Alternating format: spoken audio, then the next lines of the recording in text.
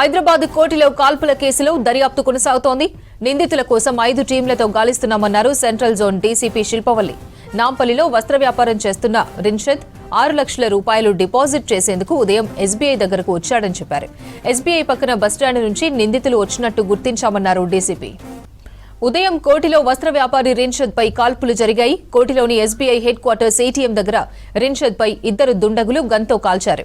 తర్వాత అతడి నుంచి 6 లక్షలు ఎత్తుకెళ్లారు. ఉదయం 7 గంటల ప్రాంతంలో రిన్షద్ డబ్బులు డిపాజిట్ చేయడానికి ఏటీఎంకు వచ్చాడు. అతడిని ఫాలో అయిన దుండగులు గన్తో కాల్పులు జరిపి 6 లక్షల నగదు ఎత్తుకెళ్లారు.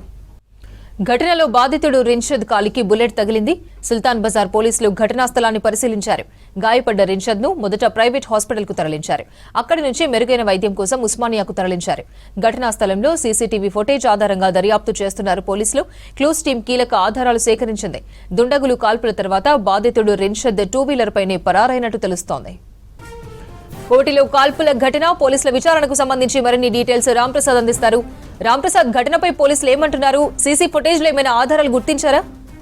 సమయంలో జరిగినటువంటి గన్ ఫైరింగ్ అయితే హైదరాబాద్ వ్యాప్తంగా కలకలం రేపిందని చెప్పవచ్చు. మనం ప్రస్తుతం హైదరాబాద్ లో ఉన్నటువంటి కోటిలో ఉన్న ఎస్బీఐ ఏటీఎం వద్ద ఉన్నాం. ఒకసారి గమనించినట్లయితే ఏటీఎం వద్ద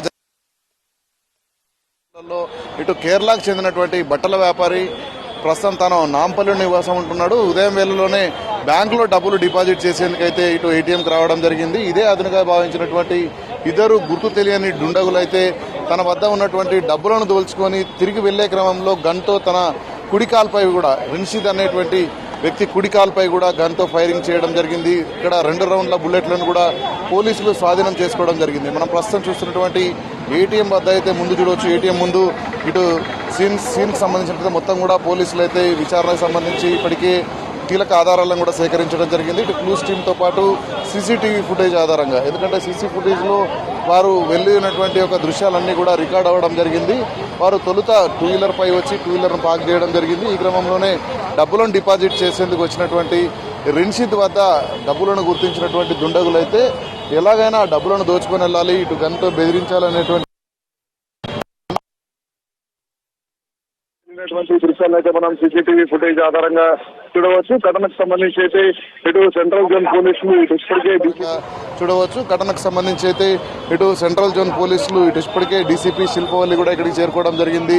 ఘటన జరిగినటువంటి తీరును కూడా గమనించడం జరిగింది. అంతేకాకుండా ప్రస్తుతం ఇక్కడ నిందితుల కూడా ఏర్పాటు చేసి గాలింపులు కొనసాగిస్తా ఉన్నారు. ఉదయం 7 గంటల సమయంలోనే 6:50 ఘటన జరిగింది. 7 గంటలకు డయల్ 100కు వచ్చినటువంటి ఫిర్యాదు ఆధారంగా వెంటనే ఇక్కడ స్థానికంగా ఉన్నటువంటి ఇక్కడ చూడవచ్చు మనం పోలీసులు అయితే ఇక్కడ చేరుకోవడం జరిగింది.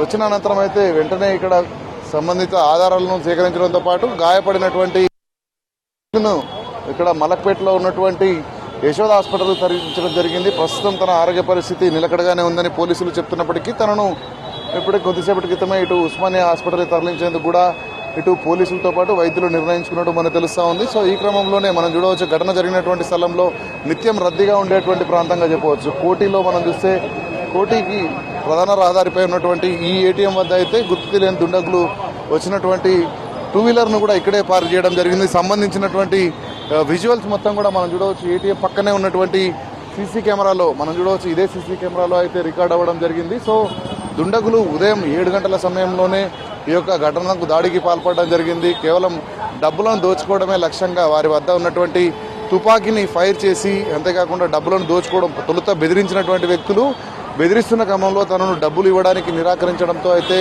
గన్తో రిన్షద్ కుడికాలుపై కాల్చడం జరిగింది. అంతేకాకుండా తను వెళ్లే టైంలో కూడా మరొకసారి గన్తో ఫైర్ చేస్తామని చెప్పి కూడా బెదిరిస్తూ 2-వీలర్ పై 2 దుండగులు అయితే పారిపోయినటువంటి విజువల్స్ అయితే సీసీ కెమెరాలో రికార్డ్ అవ్వడం జరిగింది. సో దీనికి సంబంధించి పోలీసులు కూడా చాలా సీరియస్గా తీసుకోవడం జరిగింది. ఎందుకంటే ఉదయం వేళల్లోనే ఎందుకంటే ఉదయం వేళలో మామూలుగా ట్రాఫిక్ లేని సమయంలో ప్రజలందరూ కూడా అప్పటికే ఇంకా రోడ్డుపైకి రాని సమయంలోనే ఈ యొక్క ఘటనకు పాల్పడి 6 లక్షల రూపాయలను దోచుకొని పారిపోయినటువంటి దుండగులకు సంబంధించినటువంటి చిత్రాలను, అదేవిధంగా సీసీ ఫుటేజ్ను స్థానికంగా ఉన్నటువంటి పోలీస్ స్టేషన్లతో పాటు పరిసర ప్రాంతాల్లో ఉన్నటువంటి పోలీస్ స్టేషన్లకు కూడా సీసీ కెమెరాస్తో పాటు వీటిని రికార్డులను కూడా పంపించడం జరిగింది.